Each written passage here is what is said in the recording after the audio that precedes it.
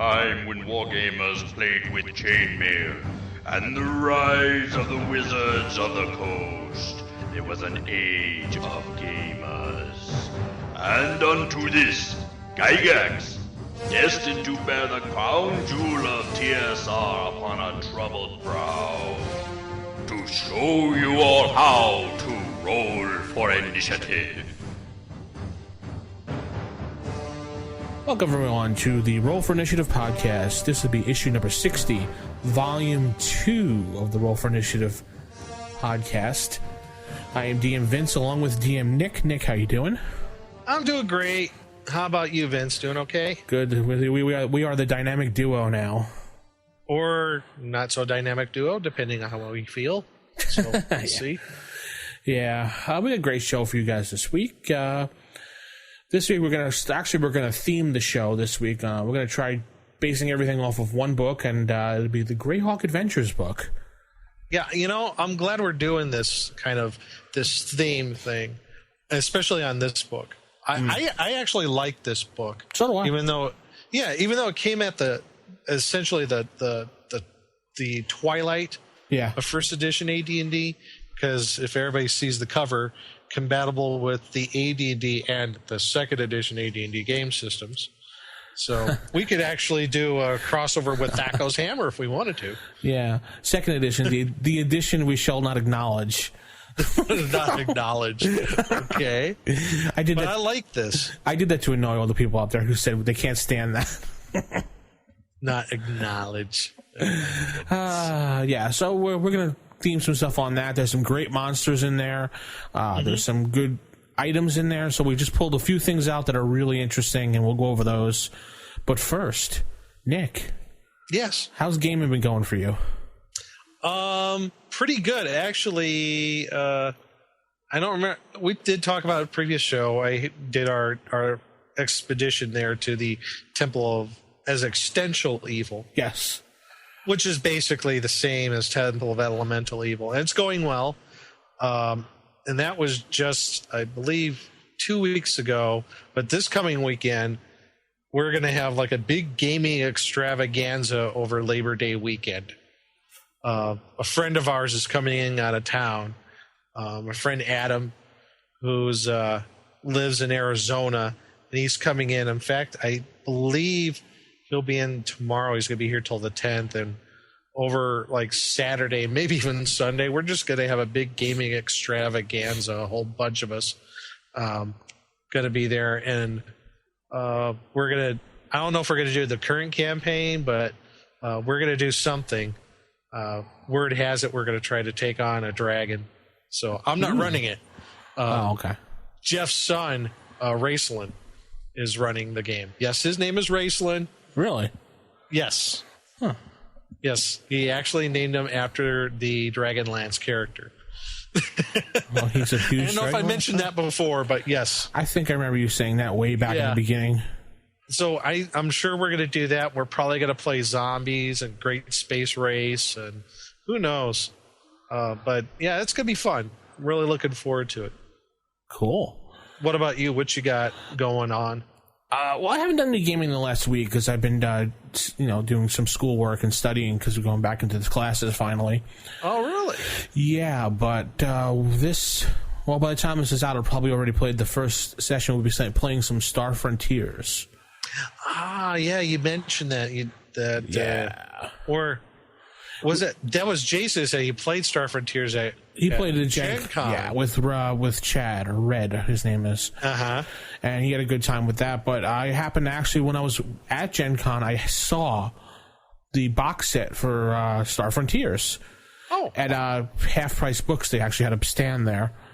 Huh. And it was $12 for the whole box set in perfect condition. And all was missing was the counters. Wow, that's like 1984 prices. Yeah. So I snatched the book up and I bought it. Very cool. I was a little bit late to getting there, but if I would have got there 5 minutes earlier, I would have snagged a top secret SI box too. Oh, that would have been cool. I saw it, and I saw some nerdy guy pick it up and run away with it. Gee, a nerdy guy. Yeah, I know. At Gen Con, that really narrows it down.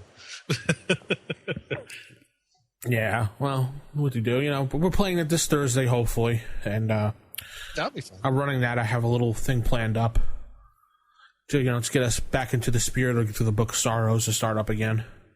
Yeah, I was meaning to ask about that. The Book of Sorrows, that's going to get going pretty soon? Yeah, we're going to be the whole group minus one person, and unfortunately that one person can't return because he has work obligations. Yeah, real life. Yeah, what are you going to do? I know. Just And, quit his job. There you go. I know a lot of people were asking about Jason's project on the forums and Facebook. You'd have to find Jason on Facebook. It's really easy to find. You can't miss it. It says Jason Elliott, and you will find him, and you can just ask him about his project, how it's going, and he may pop in from time to time to tell us about it. But I know he's still in the process of writing it. It's funny, too, because we were talking at Gen Con about that, and he's just like, "Oh, I'm writing a spy game, or like top secret." And I'm like, "Really?" I go, "Because guess what? I just wrote and finished writing a James Bond retro clone." Wow. And he's like, "Really? Wow, we're on the same wavelength." I'm like, "Yeah." I go, "If you want to combine projects," he's like, "Well, mine's going to be more on conspiracy theories." I'm like, "Oh, mine's more of just a retro clone of a James Bond spy thing." Mm-hmm. Well, mine's already in the layout phase, and I'm waiting to get someone to do a cover for me. See, that's the one thing I don't think I could ever do was create my own game. I just don't think I'm that good, that creative enough. I just don't think I could do all the game mechanics and all the background and stuff. I just don't think I could do it. Well, it's more of a taking what's there and just rearranging it and updating things and making new things to it. So yeah, I mean, I applaud people who could do that, and they're just knowing and play testing it and making sure everything works. I mean, that's just amazing in my opinion.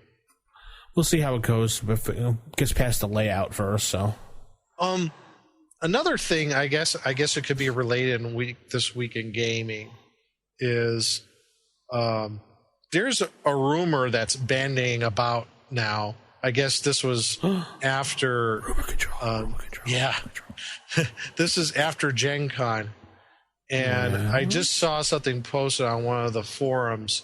Right. And there's a rumor that Wizards of the Coast is kicking around the idea of republishing older versions of D&D. It's not a rumor. Yeah, they did actually say they were going to do that.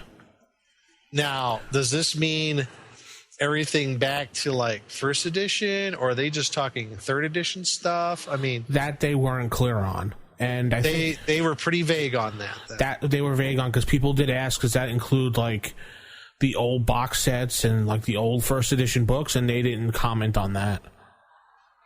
So this isn't a rumor, but they did say that. Yes, they didn't say where they're going to do it, but they're kicking around the idea. I think they said they are going to do it, but they weren't certain when. Because I remember reading it on the OSR Gaming forums. Someone actually quoted the blog saying they were going to do the reprint of old products. I don't know if it meant Dead Tree or PDF. So, right, yeah, because I remember, I think it was a year or two ago where they yanked all their PDFs from the internet that you could purchase. If I don't know if you recall. Yeah, the scandal. That really got a lot of people angry. I was glad when I picked up a lot of stuff that I didn't have in my original collection. At least I have it on a PDF now. Like a lot of the original RPGA adventures. Yeah. That, are hard to come by. A lot, I think there's like a set of 4 that were written by Frank Metzer. Yes. And, I actually have one of the RPGA tournament rules modules. I think there was only one of them. I got it at Gen Con. I can't remember the name, but it says on the cover, RPGA tournament rules. And it has these 4 I remember were like they were RPGA tournament ones, and doesn't mean you can't take them out of like not use them as a tournament, put them in an adventure. But anyway, it's just I remember when all that went down when they yanked them all out, and that was that caused quite a stir. They didn't make a lot of friends. But, I don't see why they yanked first edition, second edition, and classic. I mean, those have been sorry to say, floating around the piracy internet for how long? Yeah, I mean, anybody who has a torrent account probably could do that. Not that I would condone such a thing. I mean, I wouldn't. Honestly, I wouldn't do it. I don't condone piracy. I'm not a condoner, you were going to say. I don't condone it. But, I mean, if you want to take that risk yourself, you go right on ahead. So, but, yeah, you're right. I mean, that stuff's been floating around. But, I mean, who knows what's going to happen with this? I mean, but what I don't want to see is a first edition player's handbook with a new cover with the wizard symbol on it. No, I do not want to see that. No, I don't want to see that either. And some people if were you're going to do it, just leave it as is. Yeah, there was a lot of people alluding to the fact that they were going to do that too, but those were just people commenting, so people stirring the pot pretty much. Right, sure. I mean, it's the interwebs. But I would hate that, to see my player's handbook, first edition, with another cover with a wizard symbol, or the same cover with the wizard symbol on it. Well, I don't know if they're going to do a PDF. Is it going to be print on demand, which would not be such a bad idea in that respect, because that seems to be the way the industry is going in some cases, is print on demand.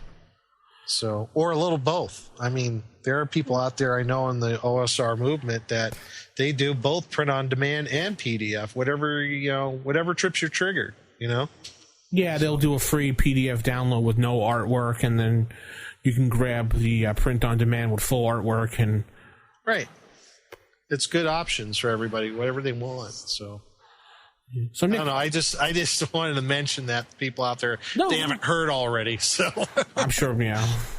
So now I'm going to even cause more of a stir in the pot. Yeah, stir out the pot here and see what happens. Actually, I'd like to hear from other people out there. Comment on I'm sure already commenting on our forums about this particular issue that came up. But, yeah, they probably have more than 10 posts too. Yeah. Well, hey, what's that supposed to mean? Nothing at all. No, I don't know. Sorry, I just don't like posting about the same stuff over and over again. Everybody talking about multi-classing and level limits. I've talked about this stuff time and time again. Let's talk about something new. It's new, fresh ideas with new people. Fresh ideas. Yes. I don't feel like commenting because people already comment on them. Like, I don't have anything to contribute. So what do we got for stars this week? We do have one review. It's a 4-star review over there at iTunes. Yay. And this is by The Milford. The Milford. And whoever this is says, I miss Jason. That's the headline? Yes. Exclamation point. Well, he hasn't really he's been gone one show now so far, so. Well, this person already misses him. So, great podcast when all 3 hosts are present. Merely good when Jason is not.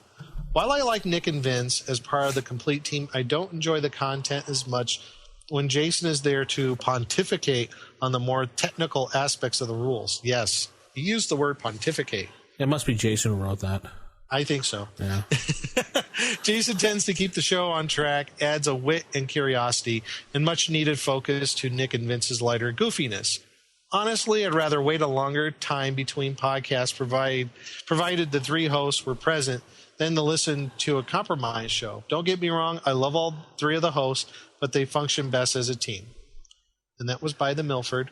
Well, thank you, The Milford. I wish we could have Jason on, but you know what? He's got other commitments. He's really strung himself pretty thin, and this is one of the things he had to give up. Doesn't mean he won't be on from time to time. He might. He's already said might come on as a guest from here and there, when time permits. So as of right now, it's just Vince and I. Yeah, unfortunately, you're going to have to deal with us and our goofiness. Yes, our lightheartedness, whimsy manner of such. I mean, I could start doing voices of other people if you like. No, we'll pass on that, Nick. I think we'll pass on that. Yeah, sure. But that's the only starred review on that. And just to remind everybody, if you want to give us any reviews, please head over to iTunes and go over to the iTunes store and type in Roll for Initiative. Follow the links to our page there. Give us a review. We read them all. We take them all in. And also a great way to download previous episodes of Roll for Initiative. So please go ahead and give us a review if you can. If you also hit that share with a friend button, that's right on the iTunes there, and share it with a friend, that also helps the ratings as well. Mm-hmm. As of right now, we have 75 reviews and an average of 5 stars. We're getting close to 100 reviews. I'm pretty excited about that. And we're only 40 off for 100 shows. So maybe they'll coincide. Eventually, yeah. Around the 100th show, 100 reviews. Wouldn't that be something? Yeah, that'd be amazing. That would be pretty cool. So what's going on in the forums there, Vince? We were working on the forums. We reskinned it. We put some new free features in for people. We have the library section up, more advanced, so you could put down more than just TSR games in there. OSR Gaming has turned more into just more of a old school role-playing site, more than an old school Renaissance site. We're promoting just every game that was back in the day. And that's good. Figured we'll go that route instead of just doing the whole, we're in Renaissance revival. They already have the OSR Renaissance group. Yeah, see? So we don't need to be competing. Well, that's kind of redundant. Old school Renaissance group? Yeah. It's like the redundancy department of the All-American American. Yes. But that's kind of cool that we're taking in a lot of, all people, old school gaming of various types. I like that. Yeah, so you'll see things like Villains and Vigilantes up there. You'll see talk about DC Heroes, Marvel superheroes, Boot Hill, Star Frontiers, even war games that they used to play in, like Avalon Hill, games made by Avalon Hill, I should say. So all you fat beards, we have a place for you to be on the internet called osrgaming.org for all your fat beard needs. And I also did a revamp of the website. I gave it I shouldn't say a revamp, maybe a cosmetic touch-up. Yeah, it looks good. We got a new banner on the top, the Roll for Initiative with the dragon spouting out against the castle. And anybody who could guess the background where it came from, they get 50 experience points. All right, I guess, yeah, and I put a background in there, which now I can't tell you because Nick just promised 50 experience points. So. Why not? No, you can tell them where it came from. It came from the coloring book. If anybody remembers it was the AD&D coloring book, right? Yes. Yeah. That was one of the things you had to color in on the inside. I figured, hey, why not? It's a map background. It looks kind of cool. I know. It looks neat. I like it. I'm looking at it right now. Like, that's pretty sweet. And I revamped everything to be more eye-appealing so it's not so cluttered. I want to say the banner for issue 59, pretty nice snag wherever that came from. That's perfect. Oh, yeah, Matt put that one up. Matt, fantastic job there, buddy. I know. I thought, I was like, that's really cool. Yeah, I'm like, those are Myconids. Mm-hmm. I mean, that's perfect. I don't know where he found that, but that really typifies what I thought Myconids are like. Definitely. I put up my a little logo for my blog that I keep going, the Evil GM that I have going on. Oh, speaking of GMs, have you heard from the great Joe DM? Yes. Well, yes and no. Yes and no. Yes, I have, and no, he's not interested in coming on the show. Oh. Yeah. But he's not gaming anymore? He's not doing that anymore? No, he is, but it's on a very limited basis now, he said. In fact, he said he hasn't picked up the books in probably months. Oh, wow. He said the last thing he actually was playing was 2nd edition. He never moved on to 3rd or 4th. Mm. And he said he's older now and he's married, so. I'm older. I'm married. Yeah, I know.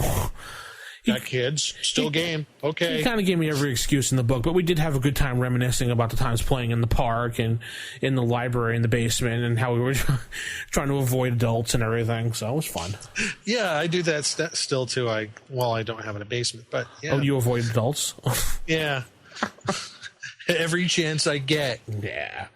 I'm Peter Pan. Ha ha. A lot of people have asked, and we finally put it up here. We do have a donate button on the site. Yes, we do. A lot of people said, well, can't we donate? We were always like, no. Well, since I picked up a lot of the costs now, I decided to put a donate button up just to help counteract the server costs and everything now. So, yeah, if you want to, I believe if you have PayPal or credit card, pay us in gold pieces. I don't know. Yeah. I donate every dollar. Every dollar helps, and I hate to even ask for that, but whatever. Yeah, I mean, if you wish to donate, that's perfectly fine with us. It's going to just, like Vince says, goes to maintenance of the website. Help keep the website going and the show rolling. Definitely. All right, so let's head into some sage advice. Master, they're at the gates again. Master, it looks like another band of adventurers. Adventurers again? Always the same. Coming to me for sage advice. So we're in sage advice. Sage advice. Oh, wait. Hey. Jason would yell at us right now. I know. I actually have 2 voicemails this week, Nick. Not 1, but 2. Not 1, but 2. And the first one, I have to tell you a little history, but some background on. Is it from Lass? No, it's not from Lass. Oh. She hasn't had a chance to send one. She said she will, though. Okay, good. Anyway, so the first one that I have here, actually, I was sitting here on Skype writing up the show notes and listening to something for the show, and the call came through, and I actually picked it up, and the guy was like, It's speechless. He's like, oh, I'm sorry. I was trying to call the Roll for Initiative voicemail. I'm like, you've reached the Roll for Initiative hotline. I'm standing by. And he was like, Troll balls are standing by. He's like, I didn't expect anybody to answer. I'm like, yeah, I kind of accidentally picked up because it was a reaction of someone calling me on Skype. That's funny. He's like, oh, I didn't know. I was like, yeah, sorry about that. He's like, oh, I just want to let you know you guys do a great show, and I appreciate everything you do. And after being I think he went camping for a certain amount of time. It was good to come back and listen to his iPod with our shows. Oh, nice. And then he said, can I call back and leave a voicemail with a question? I said, certainly. And here goes the question. Hi, RFI guys. This is DM Cal. I want to say first thank you for your input on the social combat issues I was running into. It's been rather helpful, and as I just passed on before with I failed my surprise check when someone actually answered the phone rather than just letting it go to voicemail. Thanks for what you guys do. It's a wonderful treat every time Roll for Initiative comes out. I do have a question regarding character creation, and I guess more importantly, character background. You guys were just talking about secondary skills. I personally love them, and in my previous gaming group, you started with a secondary skill before you even rolled up your stats, because that influenced your character immensely. If you were a fighter who was a fisherman, you started talking in fishing metaphors. Anywho, I'm just wondering, for you guys, when you do character creation as a DM, how much sort of homework do you assign PCs for backstory? Do you give them, like, here's a world, learn about it? Do you tell them, fill out 20 questions as if they were an actor doing sort of method acting or preparing a character? Do you ask them to come in with some, things that are like, what's a taboo for them? Or what's a holiday or high holy day? Just wondering what you guys do on this, if you do anything. Maybe you just go roll with your characters and figure it out as you go along. But your help would be appreciated, and thanks a bunch. Take care, all. Bye-bye. So, what do you think, Nick? Good questions. I guess it for the group of people I've been playing with, and we've been playing together for almost 10 years now. They are all familiar with the same game world. Okay. And they, as far as their characters are concerned, they have a basic understanding of the political divisions and, where different clans may be, different cities, where the political winds are blowing in various places. That helps with their background. Some of the things, I guess, they can roll up, where their character was born. Are they of noble birth? What's their social status? I think those sorts of things do play into that. I believe in the Dungeon Master's Guide, there's a few charts I know they're used for NPCs, but I've used them for player characters in the past to determine, what's their, just their motivations and basic personalities. You can use that if you wish. But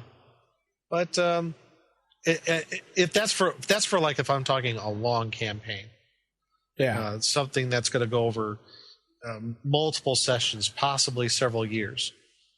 Now, if we're talking something short, that's just kind of, if it's just 1 or 2 sessions, just a one-off. I mean, just kind of go with what your gut is about your background of your character.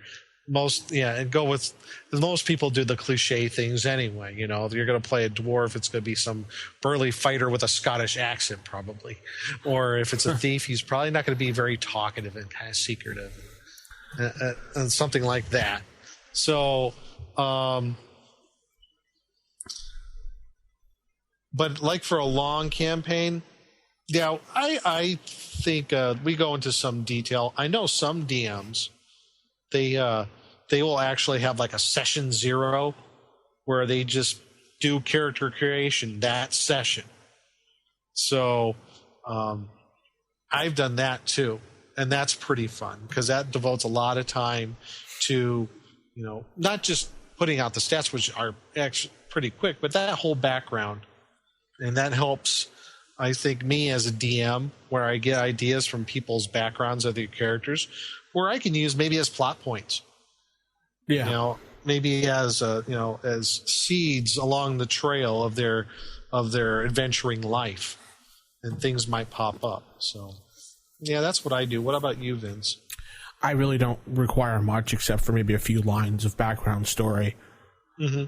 That's mostly about it. That session 0 you were talking about, that goes back into the day of way back in the days. I mean, plenty of DMs have done that, but I think White Wolf made that an official thing called Prelude, where you would spend a session just developing your character with the storyteller and just focusing on that one character you're playing, putting the background together, building the character, and then have like a mini awakening for the character.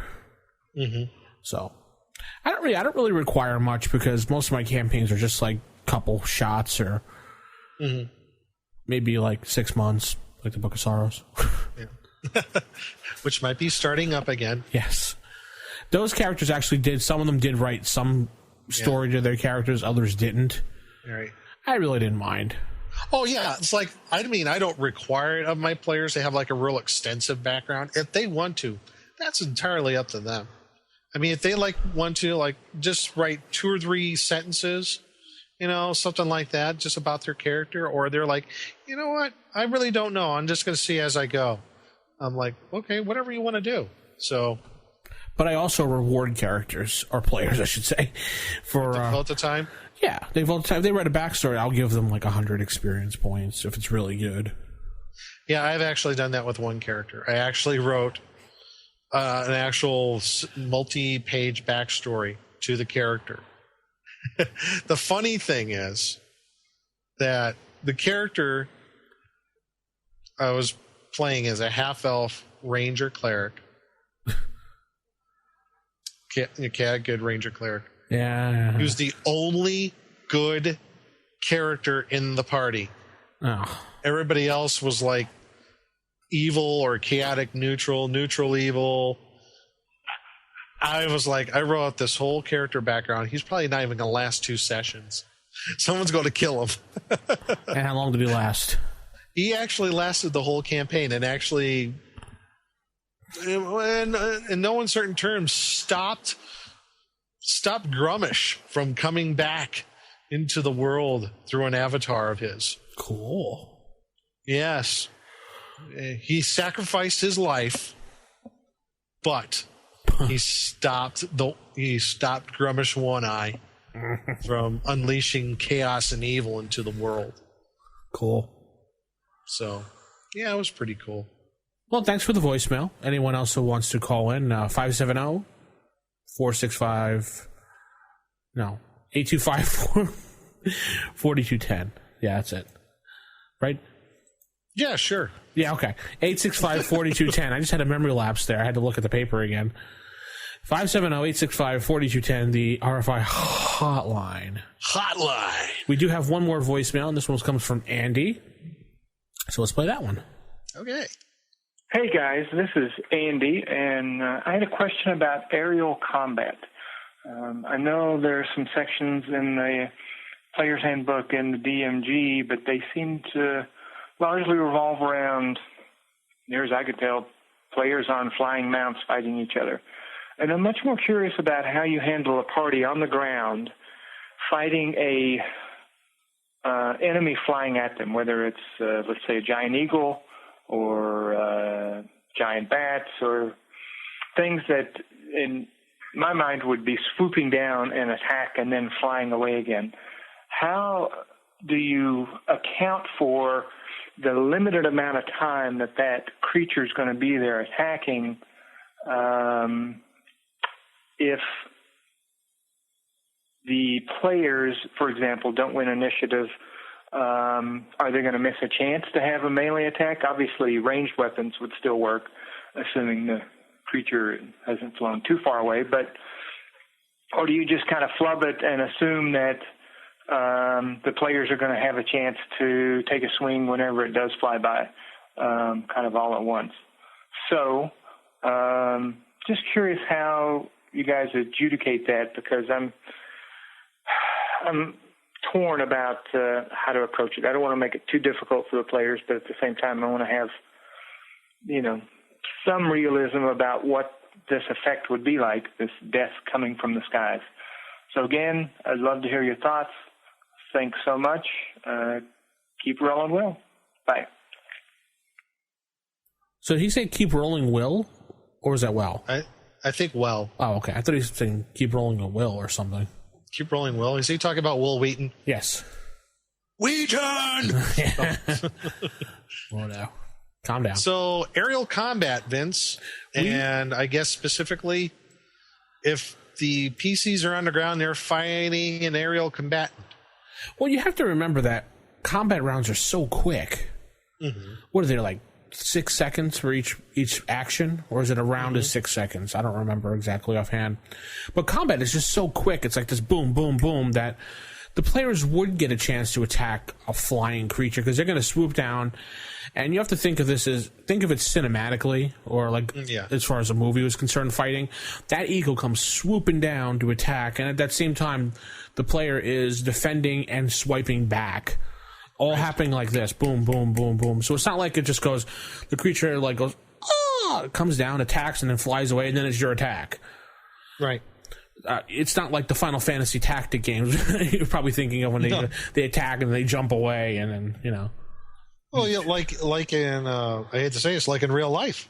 Yeah. I mean, if you ever seen any shows of, nature shows like on National Geographic or History Channel or whatever, you'll see various, like, for example, various birds of prey. I mean, they'll swoop down to attack their prey. Some of them will hover.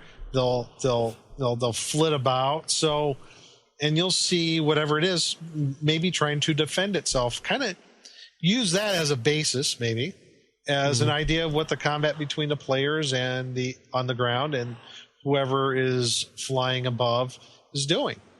So that could be a little bit of an inspiration there. Right, and if you're going to say the creature's going to swoop down and swoop away, I mean, you'd obviously give the player that was being attacked and maybe the one adjacent to the player a chance to attack this beast. Now, if you want to be more specific, if you really want to be more tactical about the situation, that's where you would break out the battle mat, the hex map or what have you, and then you would have everybody's movement rates and just treat it accordingly. You could go that route too. I mean, it's entirely up to you. This is where you have to use one of those 3D maps too. Not necessarily. No.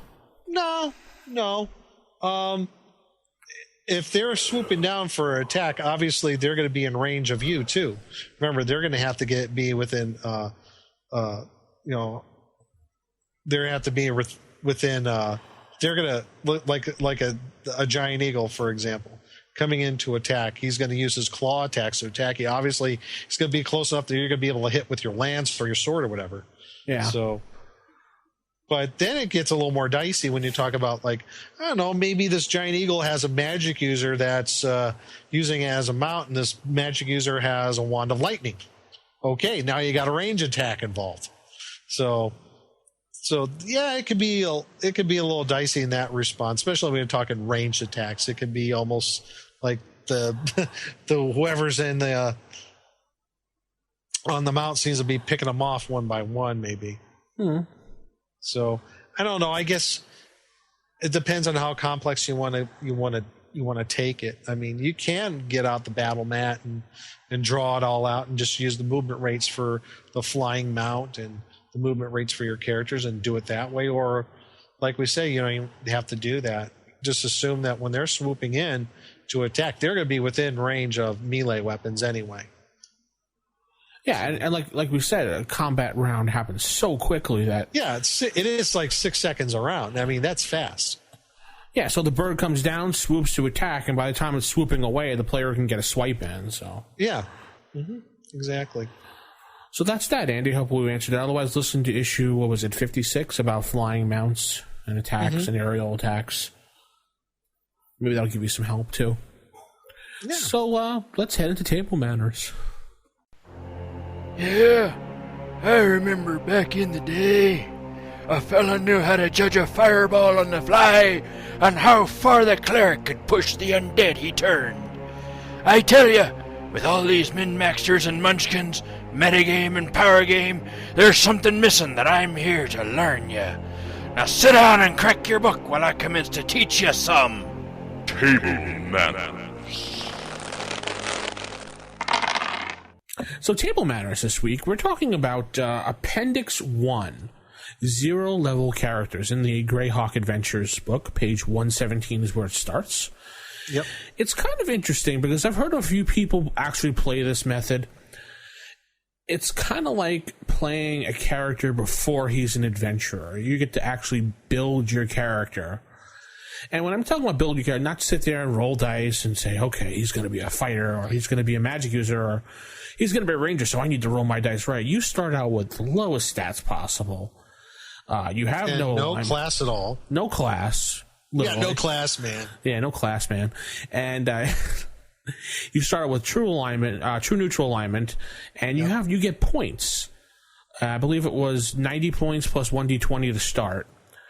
And you get to distribute the points among the attributes to build your character. And every week, and it didn't say if it was like in-game week or week. I would assume it's in-game week when they said week.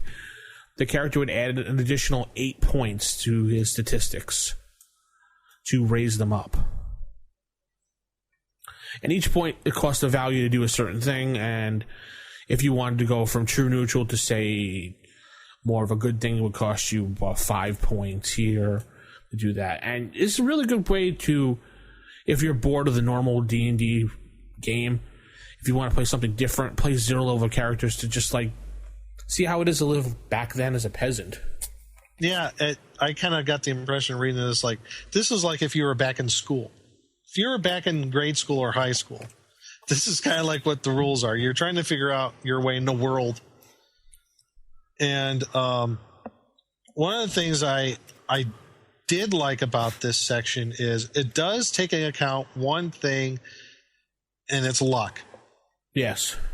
It does take into account, hey, there's a possibility that you just might get lucky and improve your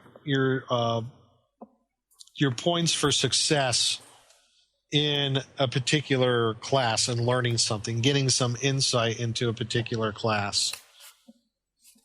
And I kind of like that section because, just like life, so a lot of it is just based on how lucky you are. True. And not just skill alone. The one thing I do like about it is that it lets you dabble your character into different classes, as opposed to just being you're a ranger and you're stuck being a ranger. You could, because there's a section here called locating instructors and study time. Yes. And you can allocate the points to whatever study time you want to do for that week. So let's say you wanted to be a mage. So you say your guy studied a week for being a mage, or should be a magic user. They're using second edition terms in this here. Like we said, the book was on the cusp in the Twilight, so you would study for a week being a magic user, and you would learn basic cantrip spells just to try it out and see how it is. And you're like, okay, the next week you're like, maybe my guy that week decided he wanted to study as a thief. So he learned some thieving abilities, nothing really major. You go with the DM and figure things out. Maybe you learn how to do pickpocketing. Yeah. So it kind of gives you a character that's more rounded. Yeah. You'd kind of be a jack of all trades by the time this is all over, but then you'd have to pick your class, though. But yeah, you eventually do have to pick your class. There are a couple of issues I have with this. What's that? One is when they talk about, for example, on locating instructors. Yeah. It says finding clerics and fighters that teach a player character shouldn't be too hard. Finding mages a little more difficult, and finding thieves and the rarer character classes is very difficult. I think I would, in my opinion, right, I would think that fighters are going to be easy to find, and I think right behind that would be thieves. You think so? Oh yeah, I think finding thieves would be a much more easier thing to find than clerics and mages. Than just walking inside of a nearest temple and saying, "Hey, I'd like to learn." I would say fighters and clerics, then thieves, then mages. Honestly, mages being the hardest. I think so. Why is that? I think mages in themselves you're dealing with the occult arts, and they tend to be a little bit more, little less giving in knowledge, at least in my opinion. Yeah. I would think that. I think thieves, not so much, because I just get the impression that thieves are just not that uncommon in the world, you know? Yeah, but I think a thief might be a little less trusting if someone comes up and said, "I'd like to learn." True. Why? True. Why do you want to learn? You know, that whole speech. Now I could see a magic user master doing the same thing, saying, "Well, you can't handle this. You're just, this is not for dabbling." Now, it did in the subclasses. I can understand. Yeah, that'd be really difficult. To be a druid, I think that would be a little bit difficult getting into. You just put on your hemp robes and go out in the wilderness and eat some berries. Yeah, and then you're a druid. Yeah, then you're a druid. No, you're just a hippie then. Oh, okay, sorry. But things like, I guess cavaliers and paladins, yeah, that'd be hard to come by, try to get into. So it does, for at least finding an instructor for those particular classes. Ranger, I think, falls in that. And monk probably is, I would definitely say, probably one of the most difficult to get into if you're using a 0 level character system. I would definitely say if something like a paladin, cavalier, or a monk, that if you dabbled in that, one of the requirements would be you'd have to keep dabbling in that. Mm-hmm. Absolutely. Because especially a monk or a paladin, they're not going to just like say, "Sure, come on, we'll train you," and then you could just go away. Yeah. One free trial today. Yeah, sure. Just come on in. Yeah, I don't see that happening. Here's your free coupon. And you know what? For almost to a certain degree, you could do that with clerics too. I would think, because with clerics, at least how I play them, there are certain mysteries and secrets of that particular deity. You just don't want to get out to any, Tom, Dick, and Harry. Like using edged weapons? Yes, like, hey, you had to bring that up again. Yeah. Yes, like using edged weapons. and for the record, yes, clerics could use edged weapons. Why? Sacrifices. Those were evil ones. Doesn't matter. All right, we're not arguing about that today. I rest my case. Yeah, okay. We're not arguing about that today. Okay. So, but this is kind of assuming that the players are playing characters in its area that all this is accessible really easily. Yeah. Like an MMORPG, pretty much. Yeah, and there was one other thing I didn't really like is when they were talking about specialized abilities, where you could get, or I'm sorry, not in specialized abilities, but when you get the learning and there's a chance of getting insight and great insight, where if you get insight or even great insight, you get the abilities of that class as a 12th level character for X amount of time. I'm not too comfortable with that. You don't have to use it if you don't like it, obviously. Yeah, that's like all of a sudden they from 0 to 12th level in ability in like no time, and they retain that information for X amount of hours or days, however. I don't know. That just seems a little, I don't know. Well, it won't do them any good if they have like a 3 strength, so. Well, I know that, but what if they were like a cleric or a magic user? Suddenly, you have someone who gets the ability to turn undead as a 12th level magic user for a week. What good is it going to do if you have nothing to turn? Knowing the people I play with, they will take full advantage of said ability. 1 week, they're like, oh, yeah, I'm going into that undead temple. I'm turning every single thing that's coming my way. I'm grabbing the treasure and getting the heck out. Yeah, those kind of players. Okay, well, the dungeon's filled with all ghouls. You're in trouble. Not their 12th level. No, I guess not. You're right. Now, if it was filled with, I don't know, mummies and vampires, might be a little more difficult. Vampires, yes. That's right. But yeah, I had a little bit of an issue with that. That just seems a little far-fetched. So, I don't know. Yes. So, what happens through all this? You go through the different, you dabble in each character class that you're able to, and so what happens? What do you do as far as joining a class? How do you decide that? You basically have to decide it. It says joining a class is decide which class that you want to continue going on into. So, and all those other abilities that you got from other classes, you just kind of forget them? I don't think you retain them. I think they disappear because if you don't continue practicing something, you lose it. I would do that as far as picking a class. So, yeah. So, would you use this, Vince? No. This system? No. Does it?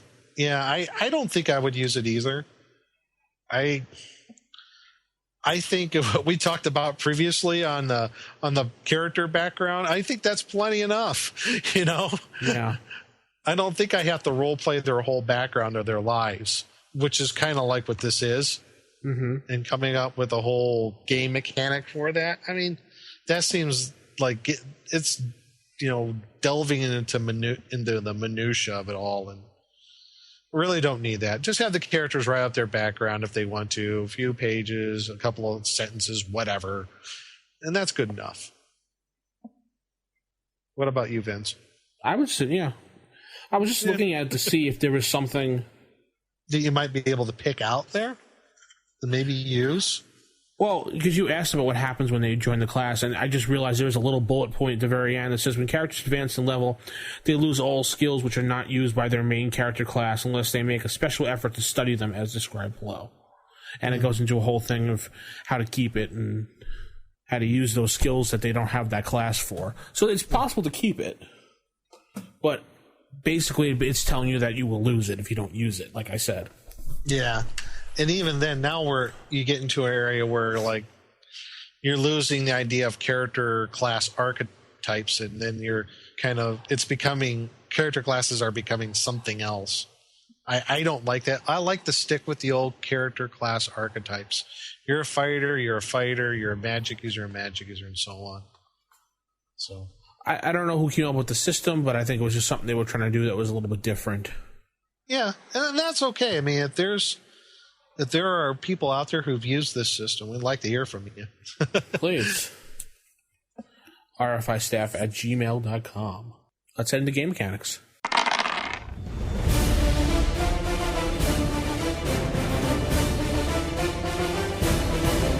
Oh man, what the heck is that?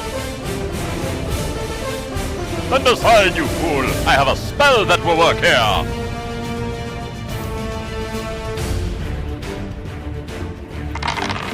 What do you mean I can't hit with that?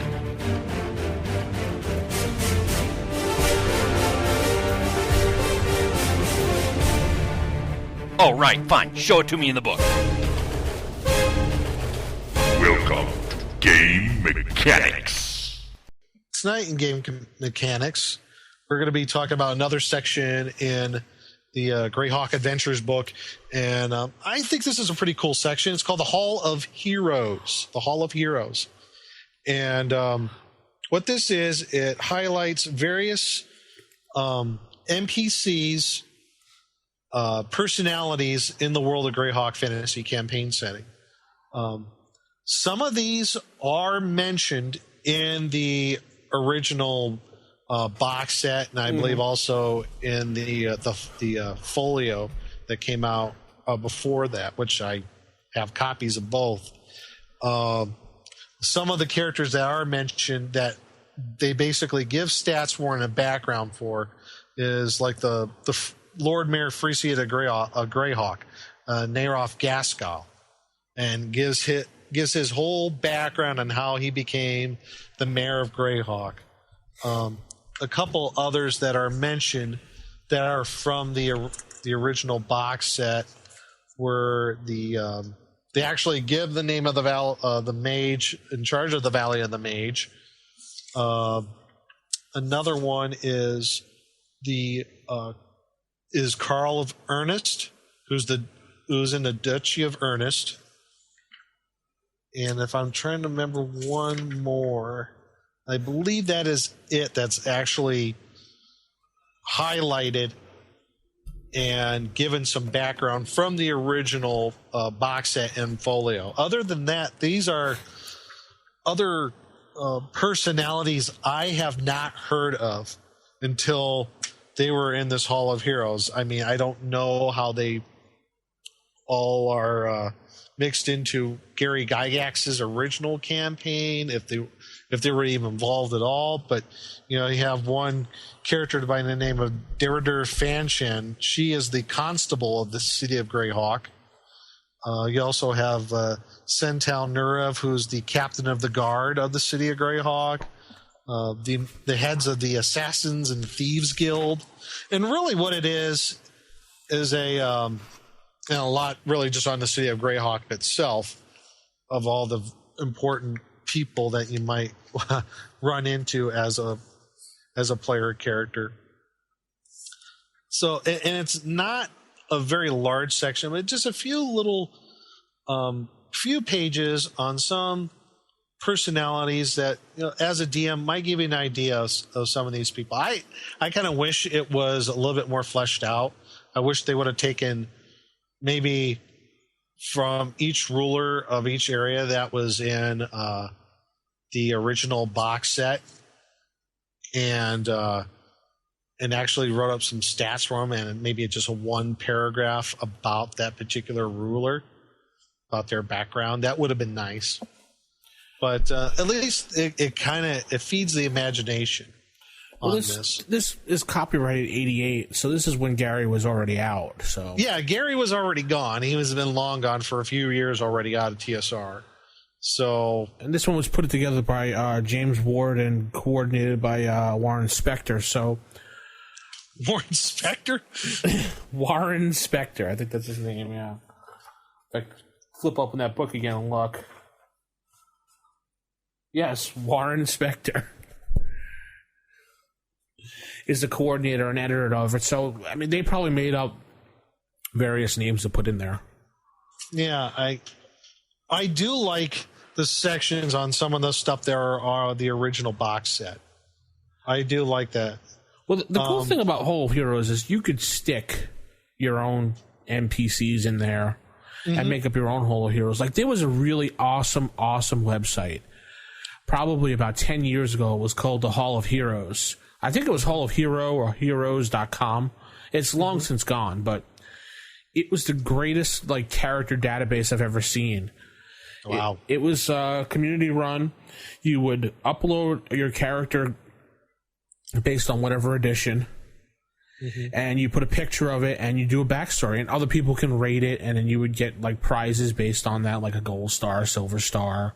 Yep. And it was really good because it gave you a good, like you could quickly jump on there and grab an NPC and download it. Oh wow. It was I liked it a lot because there was some really good drawing on there, like, and good backstories of characters you could use, and I can't find it anymore, so I think it's long gone. But it was a really good site. And if anyone ran that site to listen to the show, please write in because I'd like to know more about it. Well, one of the ones I liked, if you want to talk a Hall of Heroes, the personalities section of the Rogues Gallery. Yeah.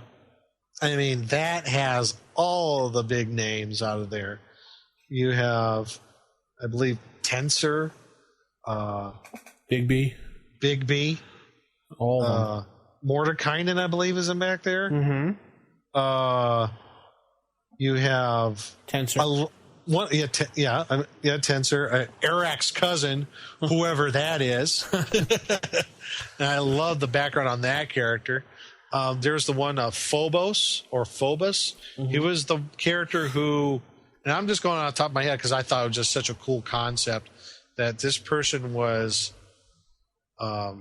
he wasn't resurrected. There was only a druid that could reincarnate him, and he came back as a lizard man. And there was another one, he came back as a centaur. Might have been the same druid, I don't know. But I like the one that was Phobos. He actually came back as a lizard man. I just thought that was such a cool character. Yeah, I'd love to play a lizard man. That'd be so kick butt. I just remember thinking that back in the day. But yeah, there's some pretty interesting personalities that are in that Rogues Gallery. If you don't have it, see if you can find one on eBay or somewhere in a used bookstore. That's funny because I was reading an article today. It was someone found an old edition of Polyhedron magazine, I think it was. It had an article about how to play a player character raised Lizard Man. Oh, really? Yeah, it just triggered my memory when you said that. So, Anyway, the Hall of Heroes also a good idea is you could take your player characters that you retire and stick them in there to use them. Oh, sure, yeah. And your DM has access because they're all in the same world, probably. Why not just use them? Exactly. And one of the things I like about this is it doesn't, that your, like you said, your player characters eventually could become part of the Hall of Heroes and they could be a part of that history. And they're interacting in the world. Why not? Why can't they be in the Hall of Heroes eventually? I hate to say that Greyhawk got the short end of the stick for Hall of Heroes fame. I don't think, other than the people with magical spells. Well, who else really is? If you think of Greyhawk, who do you really think of? Yeah, Mordekainen, Tensor. Yeah, but other than those people. Well, you have Gord the Rogue. Well, we have Ayaz. Okay, when I say Forgotten Realms, who do you think of? Oh, yeah. I know, and that's a good point. By this time... Dragonlance, who do you think of? I mean... Well, yeah, by this time, around 87, 88, Greyhawk was not the focus of TSR as far as Campaign Worlds. It became more about Forgotten Realms and Dragonlance. Now, I don't know if I want to get into this debate, but I liked Forgotten Realms at the start. At the start as in when it was in first edition. So I liked it. The pre-Avatar stuff? Yeah, before it became the next edition. I liked how it was all set up, Forgotten Realms in first edition AD&D. With the, what is it, the Mythweave and everything? And well, it was fleshed out enough, and I thought it was a great compliment to, it was a nice alternative to World of Greyhawk if that's what you didn't want. If you want something a little bit more, I guess, Tolkien-ish, because that's what kind of Forgotten Realms seem to be like. That's cool. I mean, and that's okay. And Jeff Grubb did a great job fleshing it out in that one hardcover book too.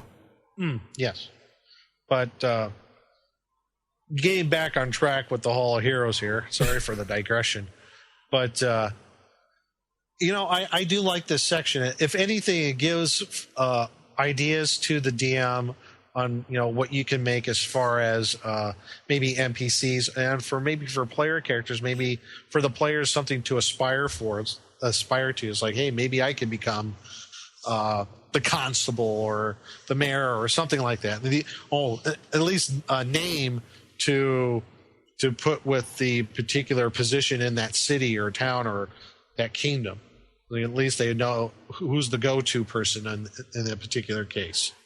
So I like this section. I think it's pretty cool. There's a lot of uses for this section. Actually, I want to hear what other people have done with this section, or if they've even bothered using it, or bringing famous characters into their campaign. How do they handle it? Give us a shout. rfistaff@gmail.com, osrgaming.org, or call us 570-865-4210, the hotline. And let's head into Creature Feature Theater. That is not dead, which can eternal life, and with strange eons even death may die. I welcome the unwary to the Creature Feature Theater. For Creature Feature this week, we pulled a creature out of the Greyhawk Adventures, sticking with our theme this week of the Vampire Cactus. Yeah, this thing is nasty, isn't it? Yeah, it is a really. It's kind of like what do they call those Venus flytrap things? It almost is, but this one can reach out and touch you. Yeah, it has these needles. It looks like a regular plant, like a needle, like leaf plant, kind of like the plant you see in like a jungle or something. But on the very end, it has these needle points that shoot out to 3 yards and stick into this victim. And it only causes 1 or 2 points of damage, but the needle is still attached to the plant itself. And what the plant does is it just starts sucking the life out of you. It sucks your blood. Nick. Sorry. And yeah, it sucks 1 to 3 points of liquid per round, i.e. blood. It remains in the flesh. But if the character tries to rip it out, which is probably the first natural instinct you're going to do, you're going to be pulling out what would be like barbed. So it's got like a serrated edge being pulled out. So you'll be doing more damage to yourself by doing it. So you might as well just chop the thing. Yeah, and that's the only way to destroy it. You have to destroy the core of the plant. Yeah. And you might as well, if the thing's going to be attached in your arm, for the time being, I would just like slice like the cord, so to speak, instead of just trying to pull it out, because you're going to cause more damage to yourself than just pulling it out. Yeah. So what do you think about this, Nick? I like it because it's immune to lightning and electrical attacks. So they try to shoot a lightning bolt at it. No, forget it. And it gives a reason why, because they ground the electricity in the desert through their roots. So like lightning strikes throughout the desert, because when reading this, it's a pretty the ecology of the plant. It's very tall, so it's more than likely the first thing that gets struck by lightning. Yeah. Hence, it's immune to lightning. It just shunts all that electricity down through the ground. So, yeah, it's a pretty cool monster, especially being in a harsh environment, the desert itself. Yeah. I mean, if you want to add insult to injury, if you have a group of adventurers that are so ill prepared, they didn't bring enough water, they didn't bring enough food, they're in armor, they're sweating their keisters off, and all of a sudden they see this plant. Oh, great, let's go get some shade. Thwap, thwap, thwap. Why do I hurt now?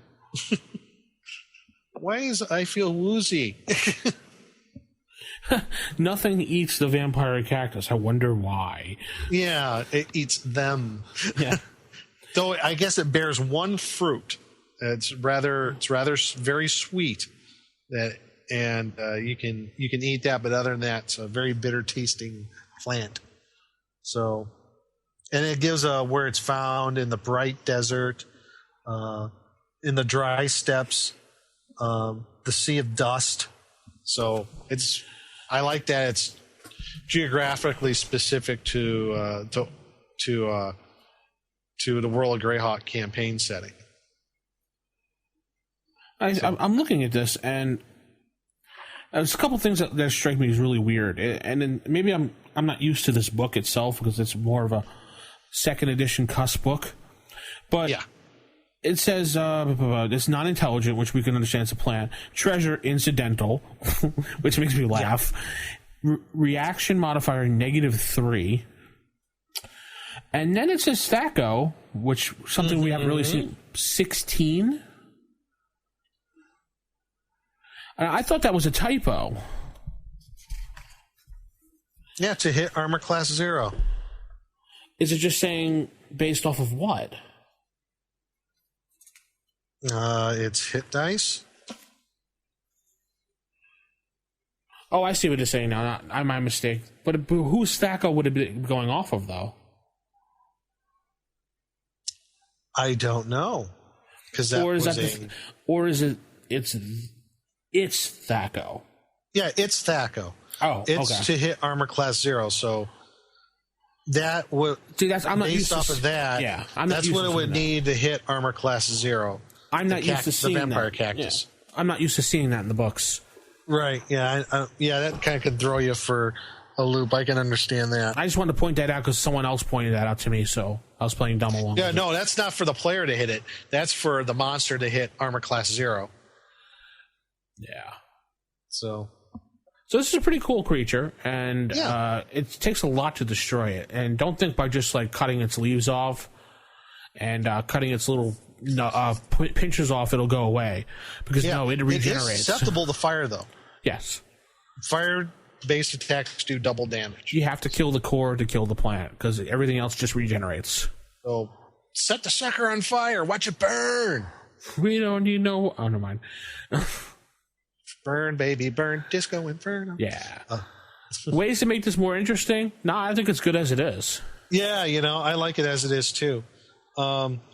I don't think this is you know how I am. I like to have creatures like work in conjunction with others. No, this guy's a loner. Oh yeah, definitely a loner. I don't think he would work with anybody. He's not intelligent, so. Yeah, basically it's whatever is littered around the corpse is littered around the thing. Yeah, it does not play well with others. Yeah, it's a bad plant. Bad, naughty plant. So anyone use this cactus, vampire cactus out there? Write us, tell us, show us. Dragon's Horror coming up.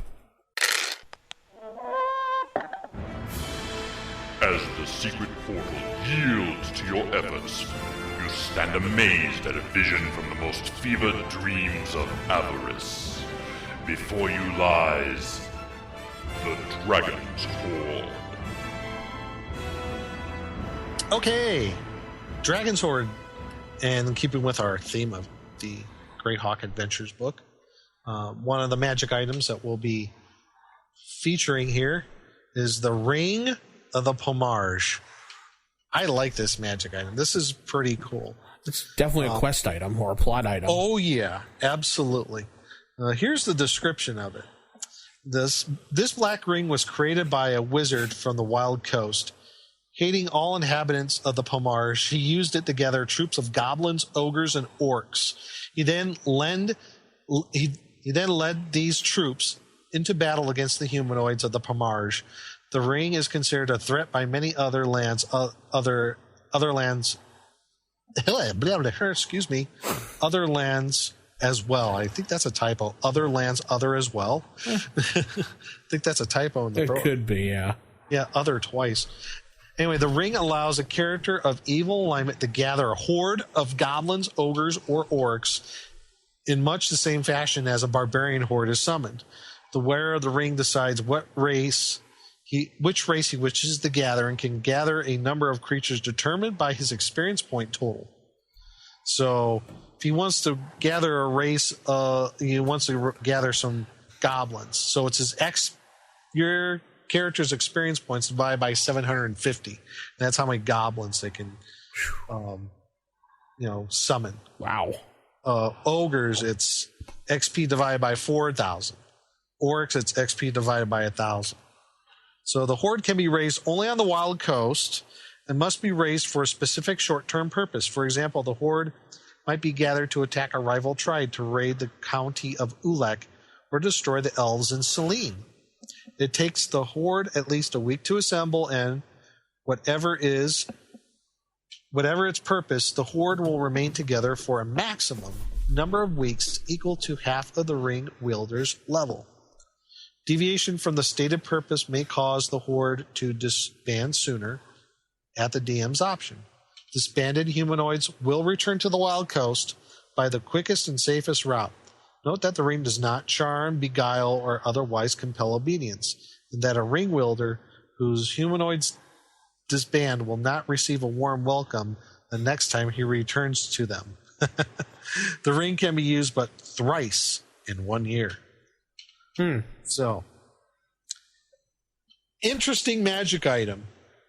Powerful, but yet has some limitations, as noted in the text. Only 3 times a year or thrice in a year. I think we understand what 3 times means, yeah. Yes. Thrice. Thrice in a year. Hey, that's what it says in the text. Quest item, definitely. Plot device. Definitely. Definitely a quest item. I could see the king coming to you guys saying, we know this ring, we know that Duke such and such has found a way to get this ring. Can you stop him? And Race Against Time campaign. Or maybe a particular evil mage has gotten a hold of this. He's on the Wild Coast. Maybe he's the long lost brother or son of the original bearer of this ring, and he wishes to get it for himself, and now he has. And he's summoning hordes of orcs and goblins and ogres to do his bidding. Yeah. So, yeah, I think it's a pretty cool item. It almost sounds like the One Ring in a way. One ring to rule them all, yes. Yeah, pretty much. It doesn't charm. It doesn't beguile. It just somehow entices those to come join your cause. So, and I definitely encourage everybody to pick up this book if you can find it, or if you have it and it's just sitting on your shelf, much like my shelf in perfect condition. Yeah, because you haven't really used it much, because it has some really good. After reading it for the show, has some really good little tidbits in here you can use and throw into your campaign that maybe your players won't recognize because they're so used to like the 3 core books, and Right. Probably the Monster Manual 2 and the Fiend Folio, and then you throw in Unearthed Arcana and, Oriental Adventures, and you got this book, and you got the Dragonlance book. Some really good things in there that people don't realize. Right. And you have I think you bring up a good point here with this book. Is you had some ideas about this? Yeah, I do. If I was going to run, and I would love to someday, if I was going to run a strictly World of Greyhawk campaign, this is one of the books that's going to be in my arsenal, along with my original box set World of Greyhawk, and I do have a copy of the folio. Oh, yes, with the giant maps and everything, yeah. Yeah, absolutely. This book this book really is not to be intended to be used on its own. You really need the box set to work in conjunction with this book. I mean, you can't really you can use the box set on alone. This is a great addition to that, I think. I mean, from the beginning, you have different clerics of different gods like Bokob, Celestian, St. Cuthbert. So you're getting into like the specific clerics of those different gods. If you want to create a character who's a cleric of St. Cuthbert, and now you have a way of following that particular god for your character class. Instead of just saying I am a follower of St. Cuthbert and that's the end of it. Yeah, it gives a little bit of background on what you need to do as a priest of, maybe Foltus, which is the god of light and resolution and law, or if you want to be you have clerics of Ayaz, the demigod. You can have that too. Why not? But yeah, why not? I mean, in each different god that your character worships, who is a cleric, there's some spells that they get specific to it. Let me see if I can find one real quick here, like Elona, who's the goddess of forests, flowers, and meadows. You have a spell called Stalk, and this spell makes the target nearly invisible in natural surroundings and almost totally silent, as if he or she were wearing cloaks and boots of elven kind. So that's a special spell specific to the clerics of Elona. I could see where second edition took off with this of Forgotten Realms, because I remember that book with all the deities, they had special abilities and special things, and that's where the edge weapons came in for clerics. Yeah. Or should I say priests at that point? Because they weren't clerics. They were priests. So there's your difference. Ha! Anyway. So that really involves the Dragon's Horde and a little side note from Nick. And let's head into our last segment. Time is short now. They are coming swiftly, and we have but a moment. You must make your voice heard now. Cast your ballot against the 10-foot pole. So the 10-foot pole, we got a new poll up this week. It's a quick one, but you're writing up a new adventure campaign for, say, Greyhawk or whatever. And for your maps, you like to hand draw them, as in draw them yourself, say through an AutoCAD program, or hand draw them on a blue graph paper or whatever. That's the first option. Second option, you want to steal a map from a mapping website, because there's tons of mapping websites out there. You can just steal a map and populate it on your own. And the final option is you use one of those pre-generator things where you go, I want a lot of rooms with a lot of doors, a couple dead ends with secret entrances, populate with monsters, click. And then there's you're done. There's your adventure for the night. So what do you pick, Nick? I actually have a group of kobolds and goblins, and I whip them into a fury, and I have them make my maps for me. Okay, if you had to pick one of the options. Oh, one of the options? Yes. Yeah. I would pick the first one. I do mine, quote unquote, by hand. I use a computer program, and I draw it out that way. Like what's on the core rules CD. There's a few other ones out there online that you could download that are really good for that sort of thing, creating dungeons that are for free, and free is always good. I know there's some like Campaign Cartographer. If you want to pay the money for, you can do that if you so choose. A lot of times what I do with Campaign Cartographer, they have a website. Yes. And they have a forums. And they have a section showing off your best maps. I go in there and I steal a map for my adventure. Yeah, if it's just some sort of like GIF or JPEG. Yeah, and that's what it's there for people to take and use for their campaigns. I'm not stealing it to print it and sell it. I'm just, populating Use it for your own use. Yeah, and that's fine because they say you can use for your own personal use, and that's what I'm doing. Yeah, not a problem with that. I can't draw, and I'd rather just steal the map and populate it myself. I like drawing them out. I just feel better that way about doing it, because then I can determine which way the dungeon is going to look for my own purposes.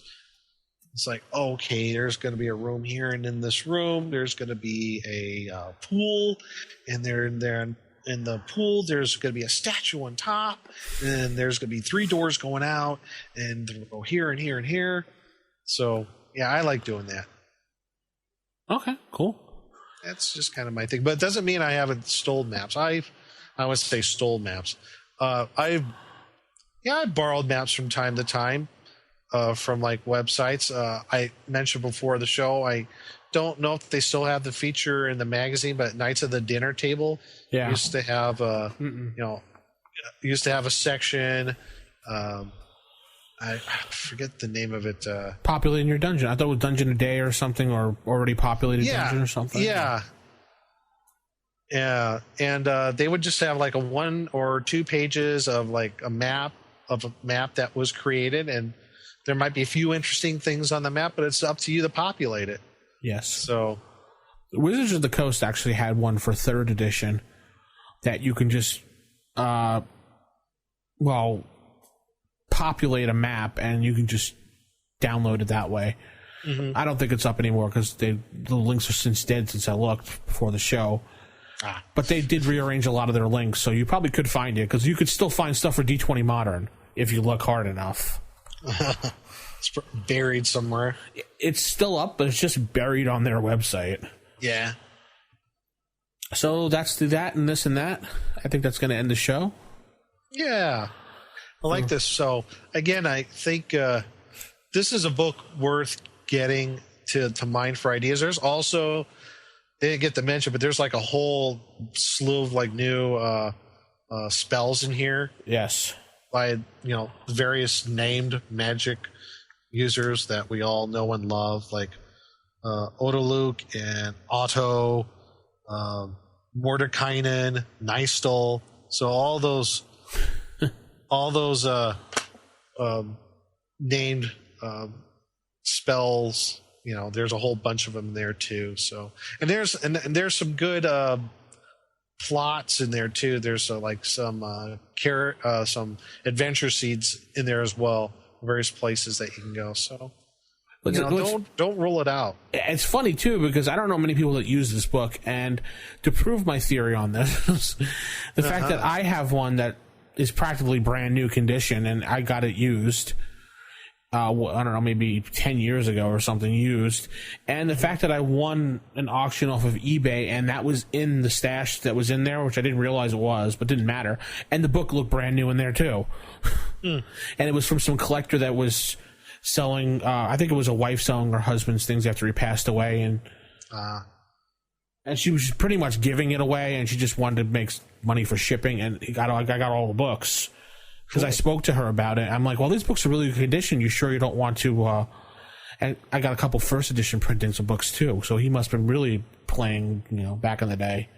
Wow. And I felt bad, and I spoke to her about it. She said, no, just... I'd be happy that someone has it and uses it. I was like, okay.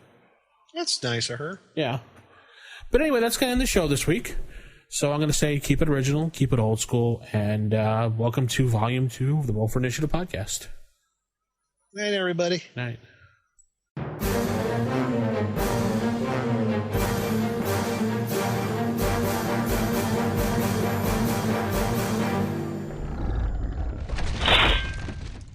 Roll for initiative.